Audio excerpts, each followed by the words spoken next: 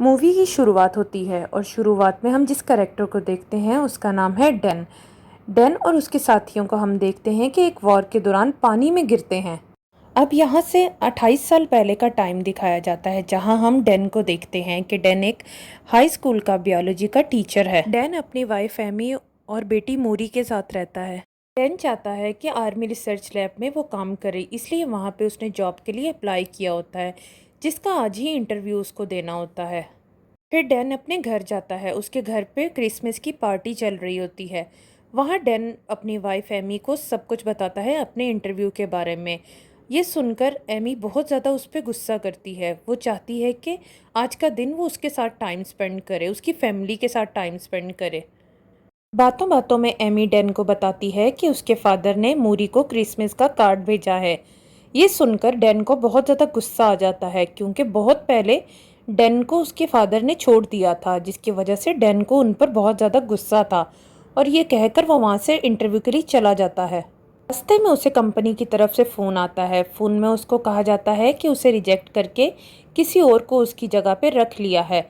ये सुनकर डैन को बहुत ज़्यादा गुस्सा आता है। वो पेपर सारे डस्टबिन में फेंक कर अपने घर वापस आ जाता है। अब यहाँ डैन अपनी वाइफ और अपनी बेटी के साथ मूरी के साथ फुटबॉल का मैच देखता है। वो तीनों फुटबॉल का मैच देख रहे होते हैं कि एकदम से वो स्क्रीन पे देखता है कि एक पोर्टल ओपन होता है और उसमें बहुत सारे सोल्जर्स आ जाते हैं। इन सोल्जर्स की लीडर वहाँ पर लेफ्टिनेंट हार्ट भी आती है। वो लीडर उनको बताती है कि हम लोग फ्यूचर से आए हैं। वो बताती है कि फ्यूचर में 2051 है और वो बताती है कि वहाँ पे एक एलियन है जो सब लोगों को मार रहा है, और अगर यही चलता रहा तो 11 महीने में सब कुछ सारी दुनिया ख़त्म हो जाएगी। हार्ट उन लोगों से मदद मांगती है ताकि उनकी हेल्प हो सके और लोग बच सकें। हादसे के बाद सभी जो जितनी भी कंट्री होती हैं वो अपनी अपनी आर्मी में आम लोगों को सबसे पहले शामिल करते हैं और फिर उन लोगों को फ्यूचर में भेजते हैं। फिर भी फ्यूचर में इंसानों की आबादी 5 लाख से भी कम बचती है। फ्यूचर में इतने लोगों के मारे जाने की वजह से सब लोग यहाँ पे अब फ्यूचर में जाने से मना करते हैं, क्योंकि उन्हें भी लगता है कि वो फ्यूचर में जाएंगे तो मारे जाएंगे। फ्यूचर में सिर्फ लोगों को 7 दिन के लिए भेजा जाता है। अगर 7 दिन में वो जिंदा रह जाते हैं तो वापस आ जाते हैं। यहाँ हम देखते हैं कि मूरी अपने फादर के गले लगकर बहुत ज़्यादा रोती है और उनसे कहती है कि वो कभी भी फ्यूचर में नहीं जाएंगे।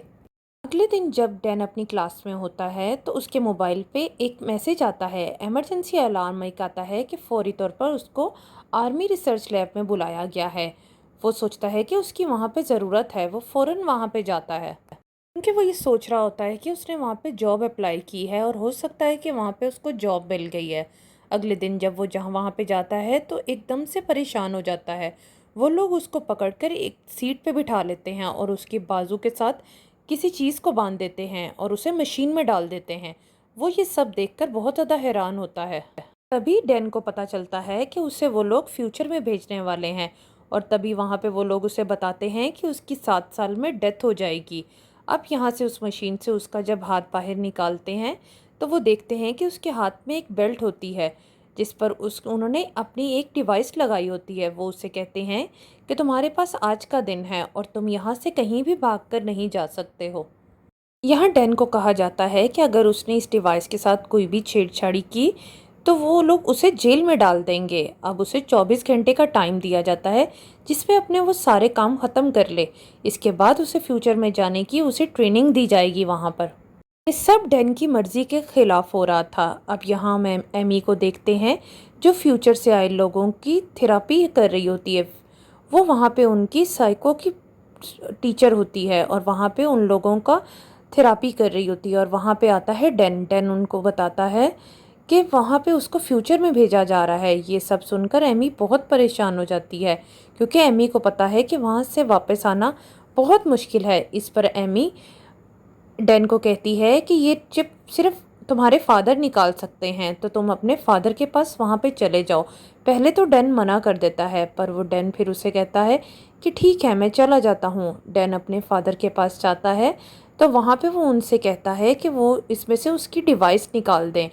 तो वो जब फादर उसका डिवाइस निकालने लगता है तो वहाँ पे फिर से उन दोनों की लड़ाई हो जाती है और वो बिना डिवाइस निकलवाए वापस आ जाता है और वापस आके वो एमी से कहता है कि वो फ्यूचर में जाने के लिए रेडी है, वो फ्यूचर में ज़रूर जाएगा। ये सब सुनकर एमी बहुत ज़्यादा दुखी होती है, पर डैन उसे प्रॉमिस करता है कि वो 7 दिन में वहाँ से वापस आ जाएगा। यहाँ से फिर डैन अपनी बेटी के पास जाता है और उसको गले लगाता है और वहाँ से फिर वो रिसर्च सेंटर चला जाता है। वहाँ सबको फ्यूचर में जाने के लिए ट्रेनिंग दी जाती है और अब सब लोग वहाँ पे रेडी होते हैं फ्यूचर में जाने के लिए। और यहाँ पे हम देखते हैं कि सबको आर्मी का ड्रेस दिया जाता है और सबको डिफरेंट वहाँ पे ग्रुप्स में बांट दिया जाता है। यहाँ डैन की टीम का नाम होता है आर फोर्स। वहाँ बैठी एक लड़की उनसे पूछती है कि हम क्यों नहीं टाइम को पीछे करके वॉर से पहले ही उन लोगों को मार दें। जिस पर वहाँ बैठा एक ऑफिसर उनको बताता है कि उनकी मशीन, टाइम ट्रेवल की मशीन, सिर्फ 30 साल के लिए आगे पीछे हो सकती है, मतलब 2051 में जाकर वापस 2022 में वापस आया जा सकता है। इसके बीच में आप कहीं भी नहीं जा सकते हो। और इसके अलावा उनको वहाँ पे बताया जाता है कि जो उनके दुश्मन हैं वो कोई इंसान नहीं हैं, बल्कि वो बहुत ही खतरनाक एलियंस हैं। डैन अपने फ्रेंड चार्ली से बात कर रहा होता है कि एकदम से इमरजेंसी अलार्म बजता है। वहाँ पे लेफ्टिनेंट हार्ट उनको बताती है कि उन्हें अभी के अभी फ्यूचर में जाना होगा। असूलन इन सबको ट्रेनिंग करके फ्यूचर में भेजना चाहिए था, लेकिन हार्ट उन्हें बताती है कि एलियंस ने उनके रिसर्च सेंटर पर हमला कर दिया है। अगर वो तबाह हो गई तो वो इस वॉर में हार जाएंगे। यहाँ पर सब लोगों को इकट्ठा किया जाता है और टाइम मशीन के ज़रिए उन सबको एक एक करके फ्यूचर में भेजना शुरू कर देते हैं। जब सब लोग बीच में होते हैं तो एकदम से उनकी मशीन में ख़राबी हो जाती है और सब लोग एकदम से ज़मीन पे गिरने लगते हैं। यहाँ डैन और उसके कुछ दोस्त पानी में जाके गिरते हैं। ये वही सीन है जो मूवी की शुरुआत में दिखाया गया था। यहाँ के हालात देखकर वो सब लोग दंग रह जाते हैं, क्योंकि वो लोग देखते हैं कि यहाँ पे हर तरफ एलियंस ही एलियंस हैं।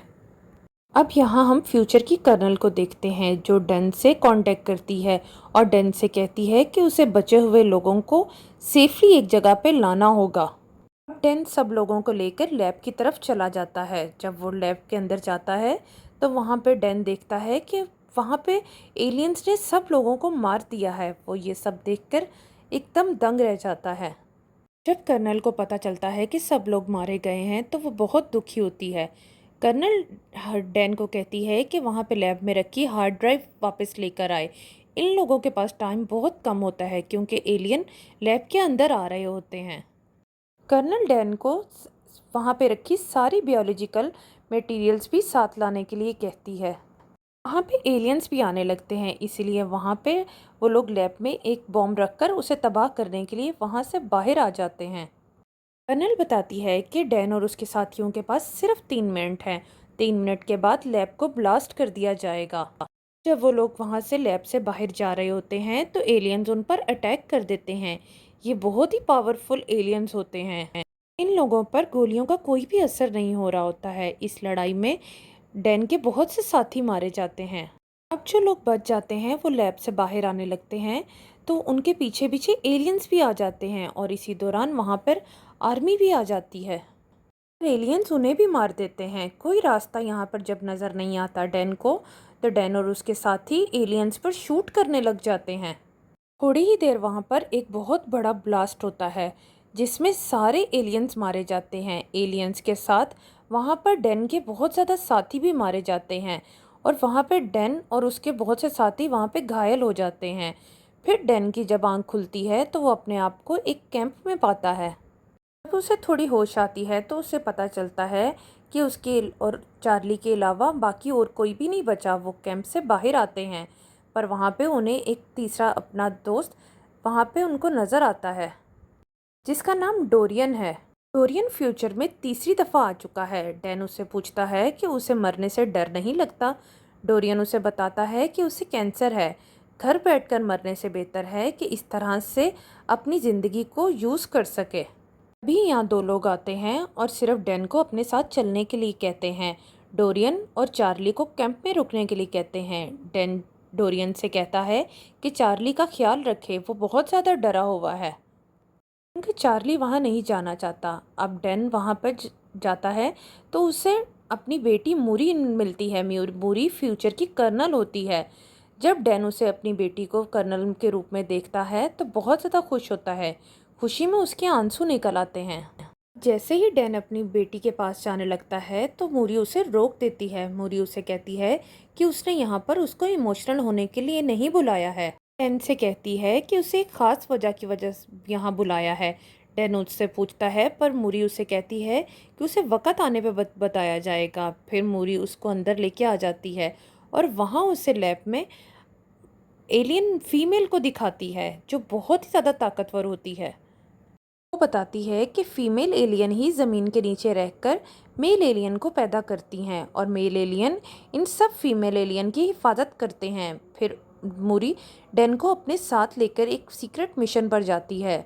वहाँ उसे फीमेल एलियन के डीएनए से टॉक्सिक लेना होता है जिससे वो मेल एलियन को मार सके।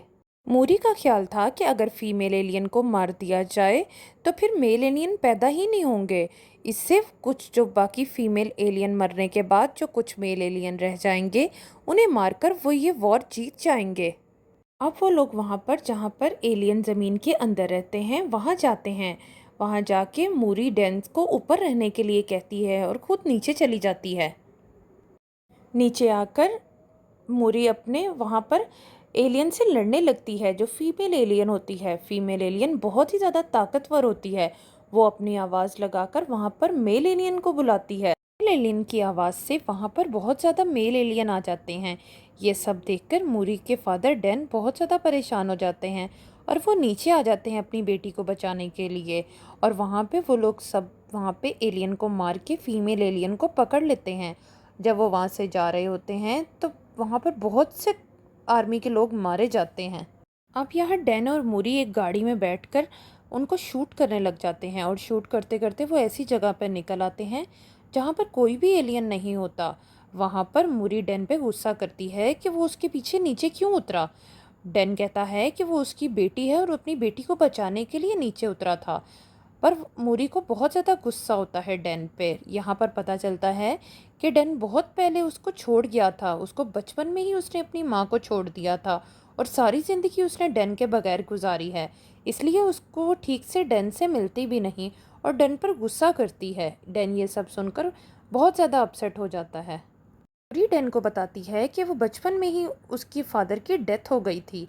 डैन ये सब सुनकर सोचता है कि मैंने अपनी फैमिली को क्यों छोड़ा था। थोड़ी देर बाद वहाँ पर हेलीकॉप्टर आ जाते हैं। हेलीकॉप्टर में डैन और मूरी को लेके जाया जाता है। समुद्र के बीच में एक लैब बनी होती है जहाँ पर एलियन का आना नामुमकिन होता है।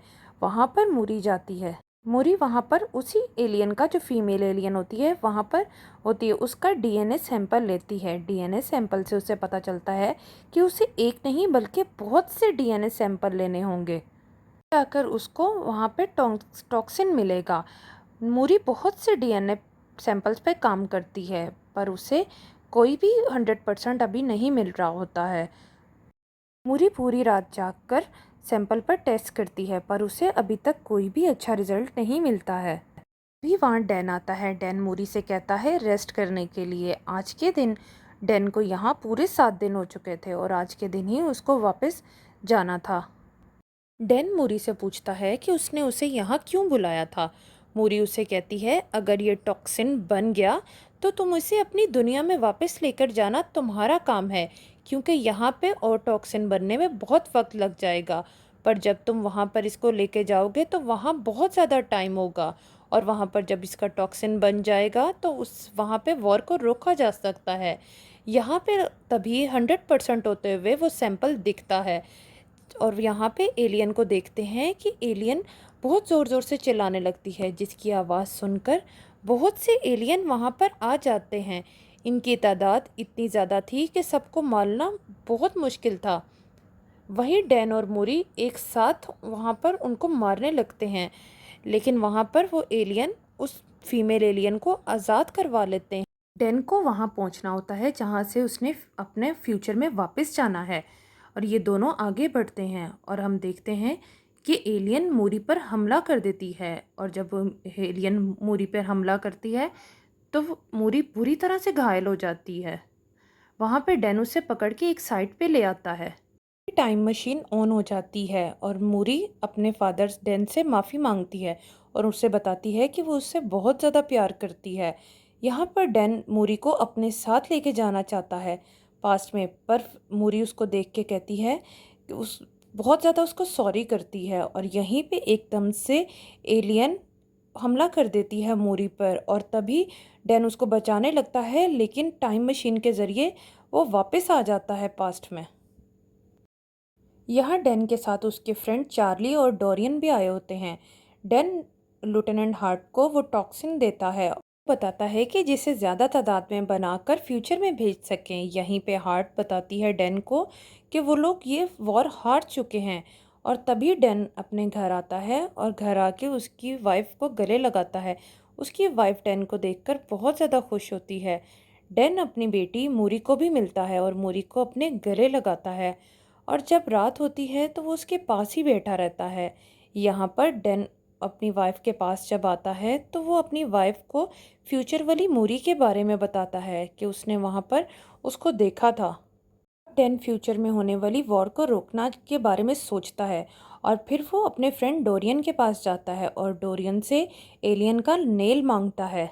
फ्यूचर में डोरियन ने अपने पास रख लिया था। डैन उससे वो नेल लेकर चार्ली के पास जाता है। चार्ली जब उन नेल्स से रिसर्च करता है तो उससे पता चलता है कि उनके नेल्स पर ज्वालामुखी की राख लगी हुई है। बताता है कि ये राख चाइना में फटे ज्वालामुखी की राख है। डैन कहता है कि लेफ्टिनेंट हार्ट ने बताया था कि एलियंस ने पहला हमला रशिया में किया था, फिर इनके नेल्स पर चाइना की राख कैसे है। डैन को तब याद आता है कि उसका एक स्टूडेंट जो ज्वालामुखी पर बहुत ज़्यादा बात किया करता था। ये तीनों उस स्टूडेंट के पास जाते हैं। स्टूडेंट उनको बताता है कि 1000 साल पहले चाइना में ज्वालामुखी फटा था जिसकी लहरें रशिया तक भी जा पहुंची थी, जो राख में बदलकर वहीं पे जम गई थी। फिर कुछ टाइम गुजरने के बाद वो जगह बर्फ से ढक गई और ये सब समझ सुनने के बाद वो समझ जाते हैं कि यहाँ पर ज़रूर कोई एलियन आई होगी और फिर बर्फ ढकने की वजह से वहीं पे दब गए होंगे। के बाद 2051 में बर्फ पिघलने की वजह से वो लोग अर्थ पर आ गए थे। इसके बाद वो दोनों डिफेंस अथॉरिटी के पास जाते हैं और उसे सब कुछ वो थ्योरी बताते हैं। वो ये सब सुनकर बहुत ज़्यादा उसको अजीब लगता है और वो सब कहते हैं कि रशिया जाकर उन सब एलियंस को मारने के लिए कहते हैं, पर वो इन पर यकीन नहीं करता और साथ देने के लिए मना कर देते हैं। पर वो तीनों खुद ही से वहाँ पर जाकर उन एलियंस को मारने का सोचते हैं। अब डैन अपने फादर के पास जाता है हेल्प मांगने के लिए, क्योंकि उनके पास प्लेन था। डैन अपने फादर को सारी बात बताता है कि वो क्यों रशिया जाना चाहता है और वो बताता है कि उससे एलियन को मारने के लिए रशिया के ग्लेशियर पर जाना होगा, जिसे जिसके लिए उसे एक प्लेन और पायलट की ज़रूरत है। डैन के फादर उसकी बात मान जाते हैं और साथ जाने के लिए रेडी हो जाते हैं। इसके बाद डैन लेफ्टिनेंट हार्ट की मदद से बहुत ज़्यादा टॉक्सिन बनवा चुका था और वो अपने फादर के साथ रशिया चले जाते हैं। यहाँ डैन अपने फादर के साथ एक टीम लेके गया हुआ था और वो सभी लोग ग्लेशियर पर पहुंच जाते हैं और वो ब्लास्ट करके वो नीचे जाते हैं।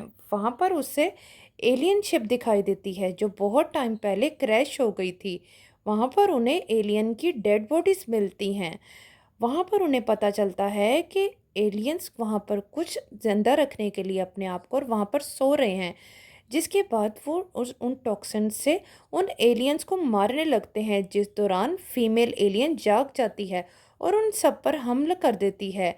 और तभी डोरियन सबको शिप से बाहर जाने के लिए कहता है कि वो सब कुछ ब्लास्ट कर देगा और सब खत्म कर देगा। इसके बाद एलियन एक एक करके बाहर आने लगते हैं, जिन्हें डैन के फादर शूट करने लगते हैं। ज़्यादा एलियन होने की वजह से डोरियन को शिप ब्लास्ट करने पड़ती है। इससे डोरियन की डेथ हो जाती है। यहाँ सिर्फ चार्ली, डैन और उसके फादर ही बचे थे। यहाँ डैन के फादर बताते हैं कि यहाँ से एक एलियन भाग गया है। दोनों उसे ढूंढते हैं और दोनों उसे चालाकी से उस पर शूट करते हैं। ये वही फीमेल एलियन होती है जो बहुत ताकतवर होती है। इसे आसानी से मार पाना बहुत मुश्किल होता है और तभी वो वहाँ पर एकदम से छुप जाती है और वो फिर डैन पर अटैक करती है। ये सब देखकर डैन के फादर उसे बचाने के लिए एलियन पर अटैक करते हैं। फिर वो डैन के फादर पर अटैक कर देती है। तब डैन जल्दी से आकर उस एलियन को मार देता है और फिर ये तीनों वापस आ जाते हैं। डैन अब अपनी फैमिली के साथ रहता है और उसके फादर भी उसी के साथ रहते हैं। वो सोचता है कि वो कोई ऐसा काम नहीं करेगा जिससे उसकी वाइफ उसको छोड़कर जाए। तो यहीं पे कहानी का एंड हो जाता है।